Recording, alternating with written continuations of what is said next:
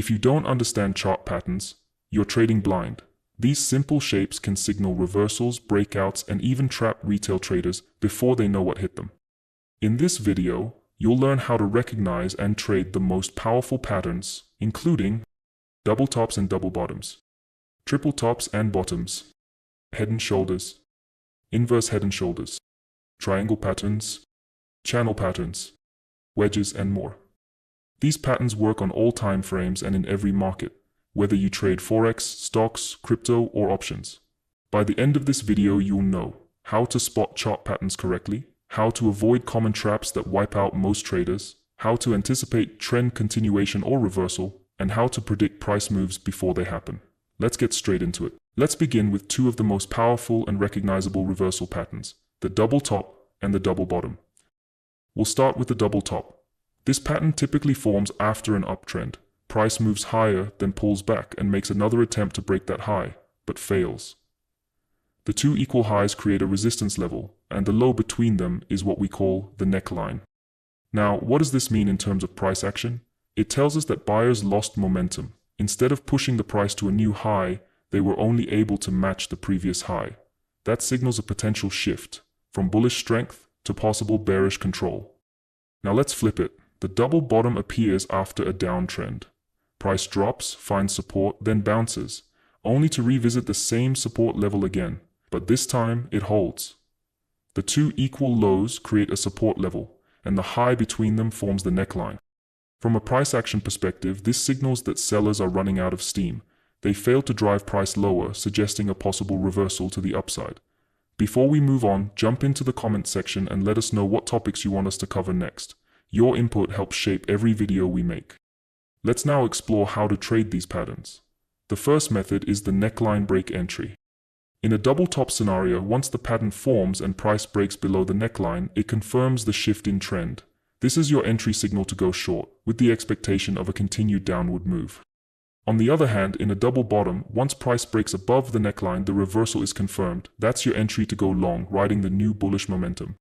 Let's move on to the second variation, one that significantly increases the probability of a successful trade, the double top or double bottom forming at a key level. Here's how it works. First, identify a key support level, typically defined by at least 3 clear reversal points. As price revisits that level, a double bottom begins to take shape, signaling that the market is testing support again, but struggling to break lower. Once the pattern forms, draw your neckline across the most recent swing high. A break above this neckline confirms the shift in momentum from a downtrend to an uptrend. That's your cue to look for long entries on the lower intraday timeframes.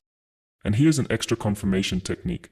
By drawing a trend line connecting the swing highs, you can wait for a break of structure through that trend line before committing to a long setup. This gives additional confidence in the reversal. The same logic applies in reverse. Identify a key resistance level marked by previous highs or turning points. As price returns to that level and fails to break higher, a double top forms. You then mark the neckline at the recent swing low. Once price breaks below this neckline and prints a lower low, the trend change from bullish to bearish is confirmed. This opens the door to short entries on lower timeframes. It's worth pointing out that different traders will enter at different points, and that's perfectly valid. Some may enter early on the rejection from resistance or support, others may wait for the neckline break. Pattern-focused traders may only enter after the full double top or bottom confirms. Each entry has its pros and cons. What matters is that your strategy aligns with your personality and trading style. Now let's talk about a more refined approach, the pullback entry. This variation still uses the double top and double bottom, but instead of entering on the breakout, you wait for price to pull back after the breakout for a more favorable entry point. Look at this chart example. Price forms a clean double bottom, then breaks above the neckline, signaling the reversal from bearish to bullish. Now, instead of entering immediately on the breakout, you wait for price to retest the neckline, which now acts as new support. This retest provides a second chance to enter long, and often with a better risk-to-reward ratio. What makes this level even stronger is that it lined up with a historical support zone, giving added confluence to the trade. Here's something that's critical but often overlooked. Stop-loss placement varies depending on your entry style. If you're taking the breakout entry, your stop is usually placed 10 pips below the breakout candle. But if you're entering on the pullback, your stop loss should be placed beneath the new support zone formed after the retest, not at the neckline itself. Each method has its pros and cons, but understanding where and why to place your stop is what separates amateurs from pros. Let's now move on to the triple top and triple bottom patterns. In a triple top, price is in an uptrend and fails 3 times to break above the same resistance level, forming 3 equal highs. The swing lows between the tops form the neckline. Once price breaks below that neckline, the reversal is confirmed and traders look for short entries. In a triple bottom, price is coming from a downtrend and forms 3 equal lows at the same support level. The swing highs create the neckline, and a break above that level confirms a bullish reversal, triggering long entries. The way you trade these patterns, breakout, pullback, and key level confluence, follows the exact same principles we've already covered with the double top and double bottom, so we won't repeat those steps here. Let's now break down one of the most well-known and powerful reversal patterns in trading, the head and shoulders pattern, and its counterpart, the inverse head and shoulders. We'll look at both, walk through their anatomy, and explain what they reveal about market psychology and trend shifts. Here's the basic structure. First, price forms a left shoulder, a swing high followed by a pullback. Then comes the head, a higher high that forms the peak. Finally, the right shoulder, a lower high that signals weakening bullish momentum. Now connect the swing lows beneath the shoulders. This forms your neckline. Once price breaks below that neckline and makes a lower low, the head and shoulders pattern is complete. This confirms a reversal from an uptrend to a downtrend. What's the psychology behind this? Buyers push price to a new high, the head, but fail to sustain momentum. The right shoulder forms as buyers can't break above the head, showing exhaustion. A break of the neckline confirms that sellers are now in control, and a new downtrend is beginning. Now let's flip the pattern. The inverse head and shoulders is used to spot a reversal from a downtrend to an uptrend. Here's how it forms. A swing low creates the left shoulder, a deeper low forms the head, a higher low forms the right shoulder, showing that sellers are losing steam. You connect the swing highs above the shoulders to form your neckline. Once price breaks above the neckline and prints a higher high, the pattern is complete, confirming the trend reversal to the upside. What does this tell us? Sellers tried to push price lower but failed to create a new lower low. Buyers stepped in early, forming a higher low. The break above the neckline signals that buying pressure has taken over and a new uptrend is likely starting. This pattern is especially valuable when combined with other confluence tools like key support zones, volume, or intraday confirmation.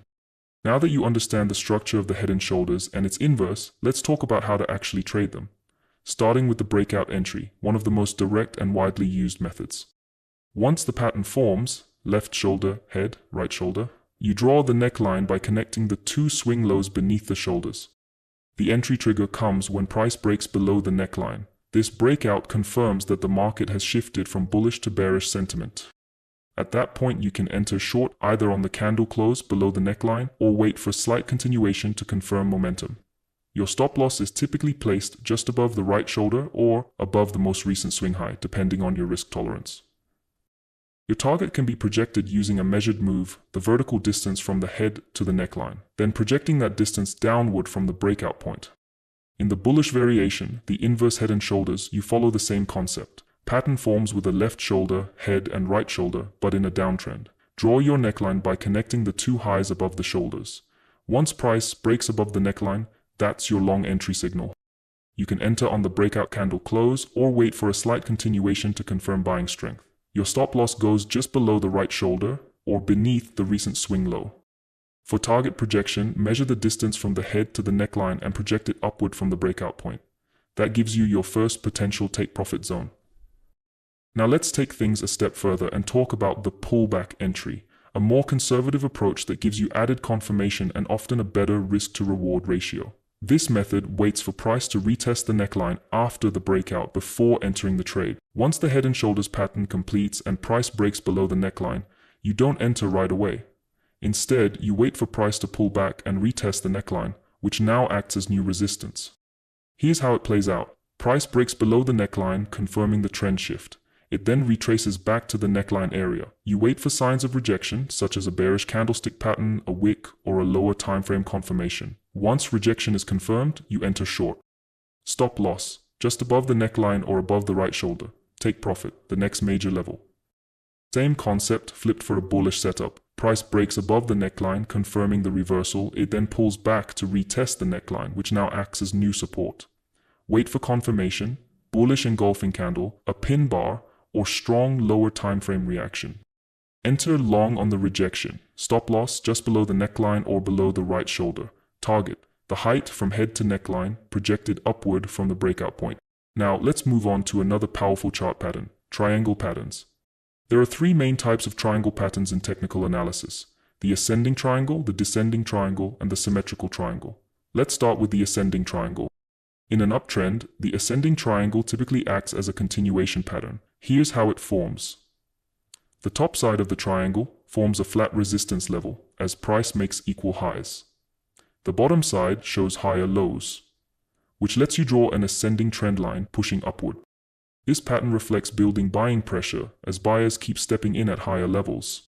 Now, two scenarios can play out. If price breaks above the resistance, it confirms a bullish continuation. But if price breaks below the ascending trend line, it can indicate a reversal to the downside. Let's look at this on the chart. The price was in an uptrend, forming equal highs and higher lows, a classic ascending triangle. When it broke above the resistance line, the move signaled a continuation of the trend. Had it broken below instead, it would have confirmed a reversal. The same pattern can also appear during a downtrend, and in this case the meaning shifts. The market is moving lower, but buyers begin stepping in earlier, forming higher lows. However, price keeps getting rejected at the same resistance level, creating that horizontal ceiling. This forms the ascending triangle once again. From here, if price breaks above the resistance, it signals a bullish reversal from downtrend to uptrend. If price breaks below the trend line, the pattern acts as a bearish continuation and the downtrend resumes. Look at this chart example. Price is in a downtrend, builds the triangle with equal highs and rising lows. The break below the trend line confirmed bearish continuation. But had price broken above, it would have been a bullish reversal signal. Now, let's take a look at the descending triangle, another common pattern used to anticipate both reversals and continuations depending on market context. In an uptrend, the descending triangle can sometimes signal buyer exhaustion and a potential reversal. Here's what to look for. Price is moving higher overall. The top side of the triangle forms lower highs, allowing you to draw a descending trend line. The bottom side shows equal lows, forming a clear horizontal support level. This pattern reflects growing selling pressure as each rally loses strength. Now, two outcomes are possible. A break below the support level confirms a trend reversal to the downside. A break above the descending trend line can signal a continuation of the uptrend, showing that buyers have regained control. Here's how it looks on the chart. Price is in an uptrend, forms equal lows and lower highs, giving you the descending triangle. When price breaks above, it confirms a bullish continuation. But if it had broken below, that would have indicated a trend reversal to the downside. Now, flip the context. The descending triangle during a downtrend is one of the clearest continuation patterns. Price is trending lower. The descending trend line forms from a series of lower highs. The support level remains flat, marked by equal lows. This setup signals that sellers are still dominant and pressure is building toward a breakdown. When price finally breaks below support, the downtrend resumes with confirmation. Of course, there's still the possibility that price breaks above the descending trend line, in which case it may signal a reversal to the upside, but this is less common in strong bearish trends. Here's what it looks like on the chart. Price is in a clear downtrend, forms the descending triangle, and eventually breaks above resistance, confirming a bullish reversal. So whether you're seeing this pattern in an uptrend or downtrend, remember this: break below support typically signals bearish continuation or reversal. Break above trend line may signal bullish momentum returning. Always combine triangle patterns with additional confirmation like volume spikes, candlestick rejections, or key support and resistance zones to improve reliability. Next up is the symmetrical triangle, a neutral pattern that can lead to either a trend continuation or a reversal, depending on how price breaks out. Here's how it forms. Price is in an uptrend. The top side of the triangle shows lower highs, forming a descending trend line. The bottom side shows higher lows, forming an ascending trend line. The pattern reflects a tightening range. As buyers and sellers battle for control, price gets squeezed into the apex of the triangle. Now, the breakout direction gives the signal. A break above the upper trend line signals a bullish continuation. A break below the lower trend line may indicate a reversal to the downside. On the chart, you'll see an uptrend transitioning into a symmetrical triangle. If price breaks above, the trend likely continues. If it breaks below, it can signal a shift in market sentiment. The same logic applies during a downtrend. Price continues to make lower highs and higher lows, forming that classic triangle shape. the market enters consolidation as neither buyers nor sellers have full control. Once again, a break below the triangle often signals a bearish continuation. A break above may suggest a bullish reversal, though this is less common in strong downtrends. On the chart, you'll see the preceding downtrend, a symmetrical triangle forming and then a breakout in the opposite direction, usually a signal that the bearish move is reversing into a new uptrend. Now let's move on to the next key structure in our pattern series, the channel pattern. Channel patterns come in three main variations: ascending, descending, and horizontal. Each one offers valuable insight into market behavior and helps traders anticipate high probability moves. Let's start with the ascending channel. In this pattern, the top boundary is formed by a series of higher highs, allowing us to draw an upward sloping resistance trend line. The bottom boundary is made of higher lows, giving us a parallel support trend line. These two lines move in the same upward direction, forming a rising price corridor. This structure can appear in both bullish and bearish markets. In a bullish scenario, the market is already in an uptrend and the ascending channel is just a continuation, a consolidation before price pushes higher. In a bearish scenario, the pattern forms during a counter-trend rally inside a larger downtrend, and a breakdown below the channel often signals the continuation of the bearish move. Next is the descending channel. Here's how it forms. The upper boundary is defined by a series of lower highs, giving us a downward sloping resistance line. The lower boundary follows lower lows, forming a parallel support line underneath. Both trend lines slope downward, and like the ascending version, this pattern shows up in both market conditions. In a bullish setup, the descending channel can appear as a corrective pullback in an uptrend, and an upside breakout may mark the resumption of bullish momentum. In a bearish setup, it confirms a continuation when the pattern forms during a downtrend and price breaks through the lower boundary. Finally, we have the horizontal channel, also known as a range or consolidation zone. The top side is created by equal highs, allowing for a clear horizontal resistance line. The bottom side is formed by equal lows, which defines horizontal support. The range is flat, and both lines are parallel across the chart. This setup also develops in both trends. A bullish horizontal channel forms during an uptrend and usually breaks to the upside. A bearish version appears during a downtrend and often breaks to the downside, continuing the larger move. Once you've identified a channel, there are two main ways to trade it. Range trading. Buy near support and sell near resistance while price stays inside the channel. Place your stop loss just outside the boundary to avoid false breakouts. Breakout trading. Wait for a confirmed break outside the channel and enter in the direction of the breakout. For risk control, place your stop 10 pips beyond the breakout candle to avoid market noise while protecting your capital. You can also measure the height of the channel and project it from the breakout point to set your profit target. Now let's move on to the next formation in our chart pattern series, the wedge pattern. There are two main types, the rising wedge and the falling wedge. And while they may look similar to channels at first glance, their converging nature makes them uniquely powerful reversal or continuation signals. Let's start with the rising wedge. The top side of the wedge connects a series of higher highs, forming a rising resistance trend line. The bottom side connects higher lows, creating a rising support trend line. But here's the key difference. The two trend lines are converging. They get closer together over time, showing that the bullish momentum is weakening. This pattern can develop in both market directions. In a bullish trend, the rising wedge acts as a potential reversal. It signals buyer exhaustion and often leads to a bearish breakdown. In a bearish trend, it can appear as a counter-trend consolidation, with the breakdown continuing the larger downtrend. Now let's look at the falling wedge. The upper boundary is made up of lower highs, forming a descending resistance line. The lower boundary is built from lower lows, creating a descending support line. Just like the rising wedge, both trend lines converge, but this time they slope downward. This structure also forms in both bullish and bearish environments. In a bullish trend, a falling wedge may show up as a brief pullback, and a breakout to the upside often signals the continuation of the uptrend. In a bearish trend, the falling wedge can act as a reversal pattern. The downward move slows down, and a break above resistance can mark the start of a new bullish phase. And that wraps up today's breakdown of chart patterns. If you learned something valuable, hit that like button, subscribe, and ring the bell so you don't miss the next trading setup that could level up your game. Thanks for watching, stay disciplined, trade smart, and I'll see you in the next video.